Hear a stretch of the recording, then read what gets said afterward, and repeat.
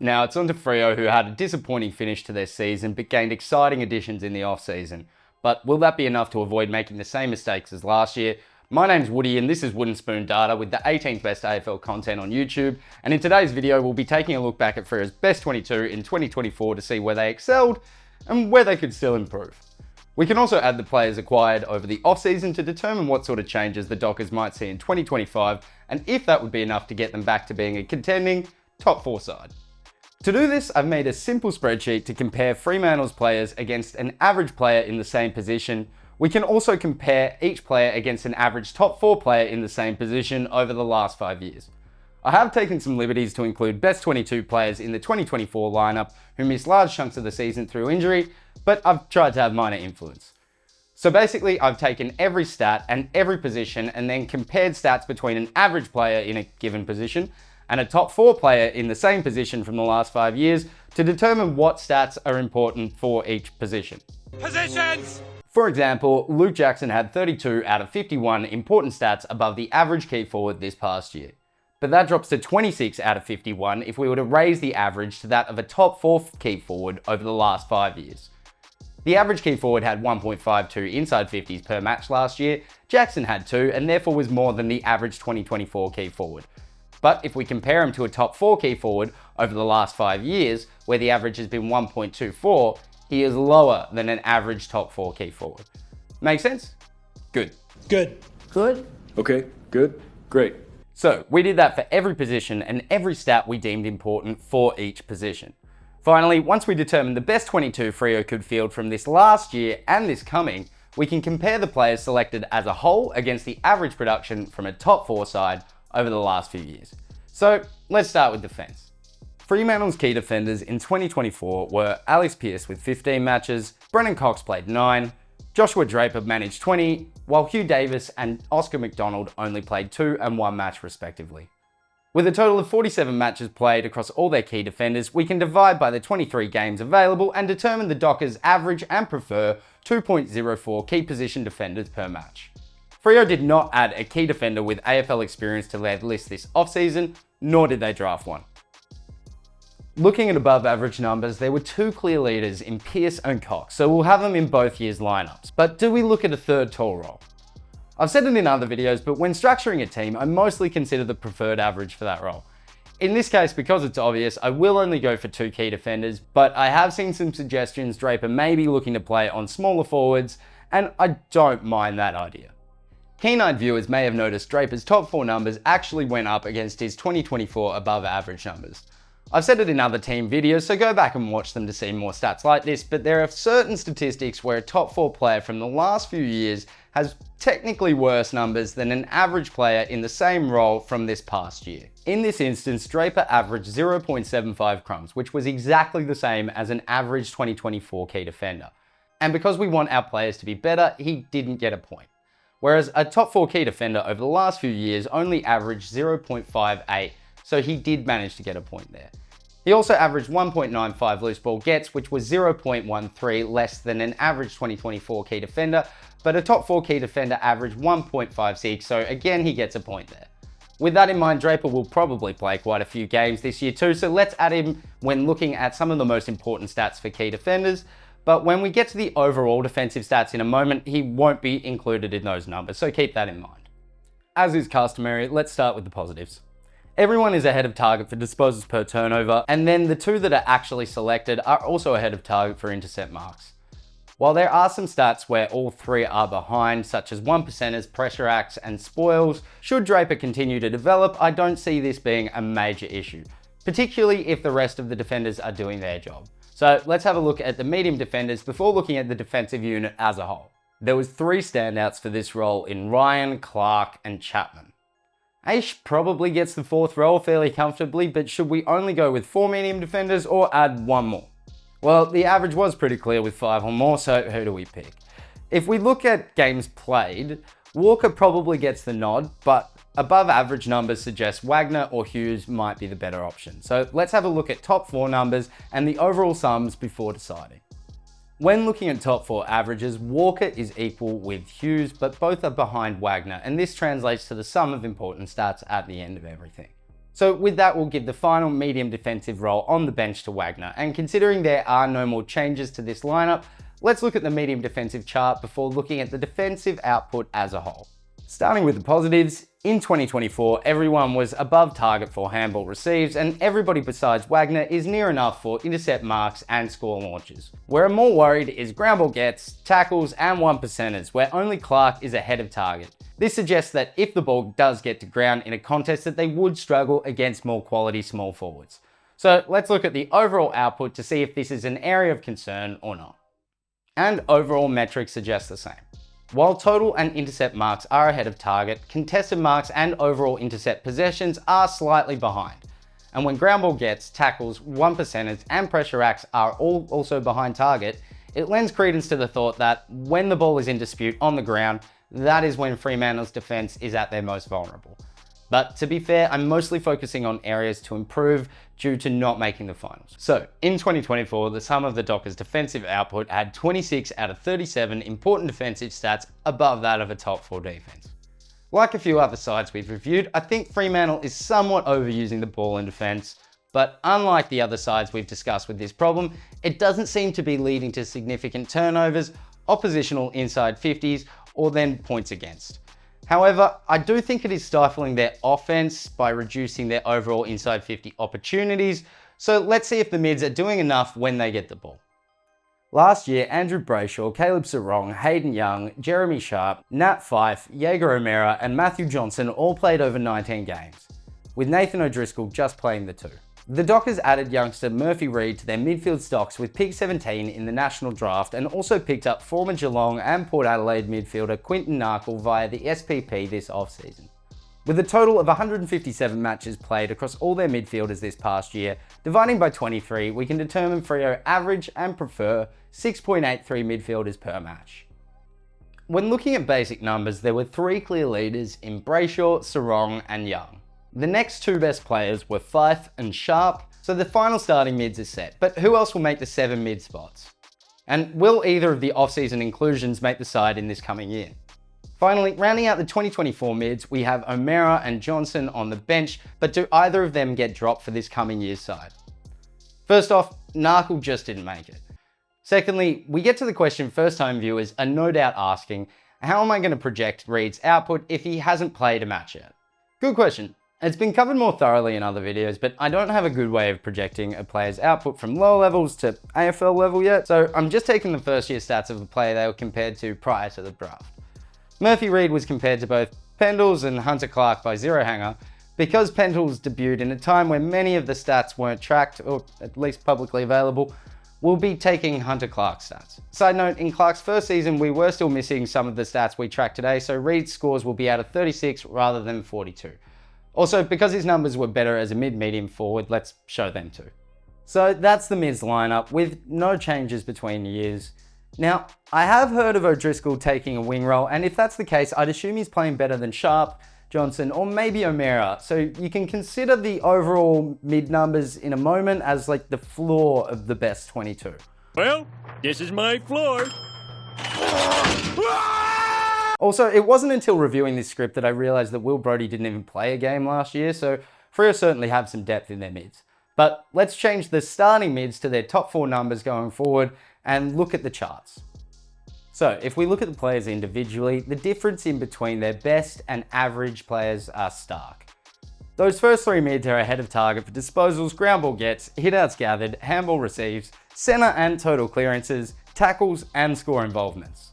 Whereas the bottom 3 of Sharp, O'Meara and Johnson are behind target for all of those same stats except handball receives. But they also lack in pressure acts and shots, where Sharp is the only one above target. Thankfully, none of our key stats have every player behind target, but in the same breath, none have every player above target. So let's look at overall outputs. Here we can see that all of our key stats are either above target or near enough. Perhaps with the exception of tackles and pressure acts, but both of those are by less than 5%, so I'm pretty happy with what we see here. If I were to note anything in terms of improvement, inside 50s are on target, but considering the disposals from defense we saw earlier, you'd hope to see that number a bit higher. So in 2024, the sum of Fremantle's midfield output had 23 out of 42 important midfield stats above that of a top 4 midfield. and considering there are no major changes here, that seems unlikely to change drastically. That being said, Freo have many things to like about their midfield. They were first for reducing oppositional stoppage and centre clearances. They were also third for hitouts gathered with 10.5 per match, but they were only 13th in scores from centre bounce at 10.8 points per match. So let's discuss the rucks to see if they're doing enough. Last year, Luke Jackson played 23 matches, Sean Darcy played 12, and Liam Reedy had 2. The Dockers also added Claremont ruckman Aiden Riddle via the rookie draft, but I don't think he gets a game for a while yet, as Reedy wasn't bad with his limited time last year. With a total of 37 matches played, dividing by 23, we can see the Dockers average and prefer 1.61 rucks per match. Darcy was the standout ruck, but the differences become more pronounced when looking at top 4 averages, where Darcy drops by 1 to 28, whereas Jackson drops by 5 to 18. So let's have a look at Darcy versus a top 4 ruck in a comparison chart. Starting with the positives, Darcy is ahead of target for contested possessions, total clearances, and every hit-out based stat. But total marks, 1%ed, and spoils were well below expectations. To me, this suggests Darcy either struggles to defend against opposition rucks going forward, or just doesn't get back to help enough. Speaking of, with a clear preference to play more than one ruck, we have to decide how to go about that. Essentially, do we give the last bench spot to Jackson, or do we look at putting him in the forward line? Well, I might be getting slightly ahead of myself, but there was 2.35 key forwards per match, so that extra 0.61 rucks fits in there pretty nicely. Oh yeah, it's all coming together. So let's quickly show Jackson's ruck charts, where we can see that he is much better at ground ball gets, total marks, and score involvements. But to be clear, he will be a key forward, so we'll come back to him in a second. So basically, both ruckmen are particularly good at hitouts to advantage, being the 4th and 7th best ruckman that played over 5 matches last year. And Jackson was the best ruck for average shots and goals, but they were both bottom 5 for spoils and the worst 2 for pressure act. So essentially, both are good at getting forward and stretching the opposition ruck, but getting back to help on defense could be worked on. So let's look at the forwards. Fremantle's key forwards in 2024 were Josh Treacy with 20 matches, Jai Miss with 22, and Patrick Voss and Matt Taberner played 7 and 5 respectively. With a total of 54 matches played, dividing by 23, we know that Freo average and prefer 2.35 key position forwards per match. The Dockers added Charlie Nicholls and father-son Jaren Carr via the national draft with pick 34 and 63 respectively, and while I might be off the mark, I'm not expecting either to be pushing the existing forwards out of the lineup, so I won't be discussing them further. So clearly Jackson makes it, as I mentioned it earlier, and I don't think it would surprise anybody to see both Treacy and Amiss make the sides too. Considering we're not expecting changes between years, let's look at the key forwards chart. In general, Jackson is a bit behind target for basically everything but player ratings and disposals, though this is fairly understandable as he spends so much time in the ruck. I do think he needs to improve his marking, particularly inside 50, and this might help get his goals up too. Jai Miss's results were disappointing in some regards, as he was only ahead of target for average shots. He is also still quite young, and some might argue had a down year last year too. Treacy had his best year last year, and this was reflected amongst the most important stats, though I do think it would benefit the Dockers to get him in more 1v1 situations this coming year. All in all, these are pretty good numbers, but let's have a look at the medium forwards and the additions to that area in the offseason. The mid and medium forwards last year were Bailey Banfield, Sam Switkowski, Michael Frederick, Michael Waters, Sam Sturt, and Tom Emmett, who all played 13 or more matches. There was also Neil Erasmus, who played 4 matches, and Cooper Simpson, who only managed the 2. I'm sure everyone knows that the Dockers picked up former Tiger Shai Bolton, so let's figure out who was in the best 22 for the 2024 lineup before figuring out who he replaces.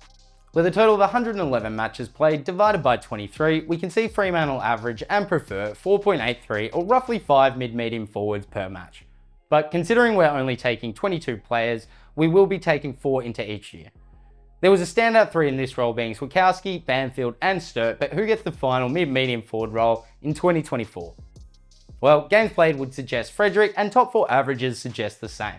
Now, interestingly, when looking at which of those 4 get the starting mid-forward spot, Frederick ended up being a +1 win compared to Sturt in the sum of the starting forward 6 against an average top 4 starting 6. This also means that Sturt will be the one replaced by Shai, thus moving Frederick to the bench in 2025. So that's the 2024 and 2025 lineups. Before we look at the overall final numbers and conclusions, let's look at the mid-medium forwards chart. Starting with the positives, total marks, score involvements, and pressure acts are all fairly strong. And for mid-medium forwards who played over 5 matches, Sam Sulkowski was the 3rd best for tackles and the 2nd best for tackles inside 50. And when we compare Bolton and Sturt, we can see Bolton is an improvement in every stat but tackles inside 50 and pressure acts. Overall, this looms as Freo's best line on the ground, but before we look at the overall final numbers, let's look at the overall forwards charts between years. And if we look at the 2024 chart, over half of the stats are below target, with only tackles and pressure acts significantly above target. Whereas in 2025, every stat bar total marks, marks on lead, offensive 1v1s, and shots is ahead of target or close enough.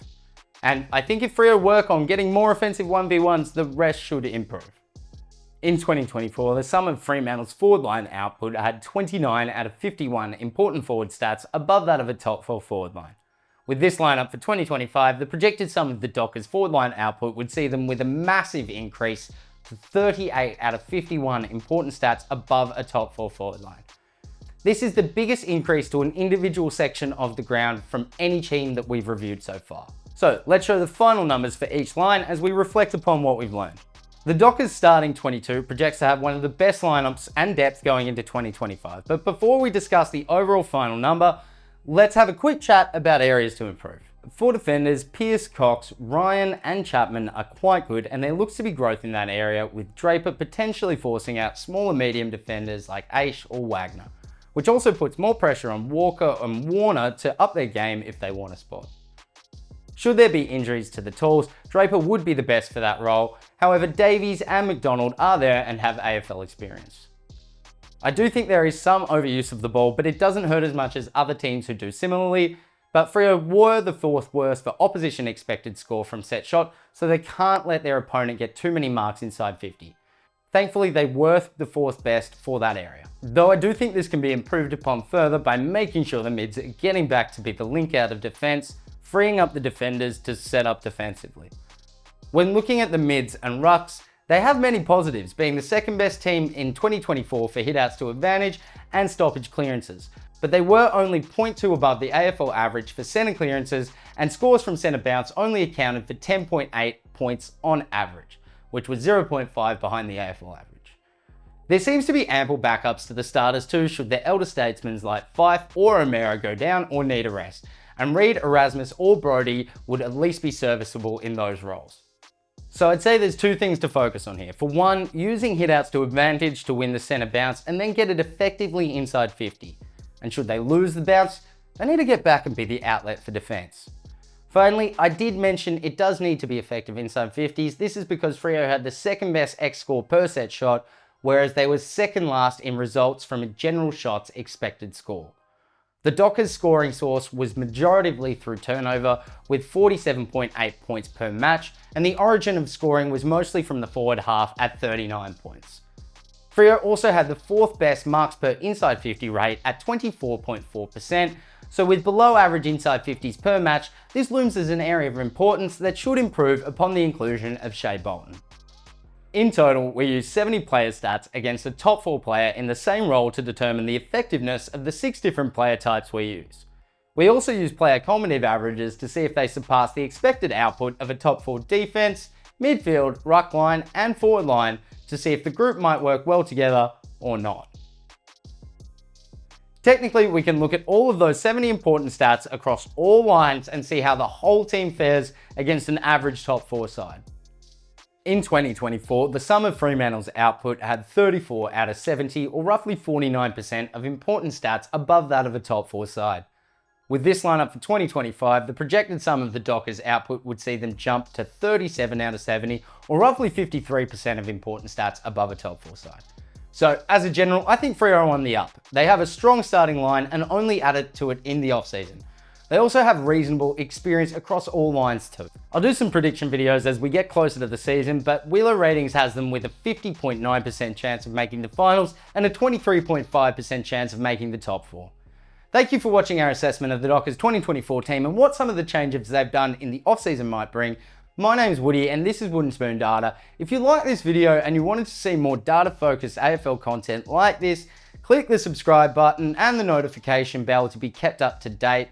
YouTube also suggests some videos you might like here, so if you're interested, go have a look. Thanks again, have a good day, cheers. Grade me.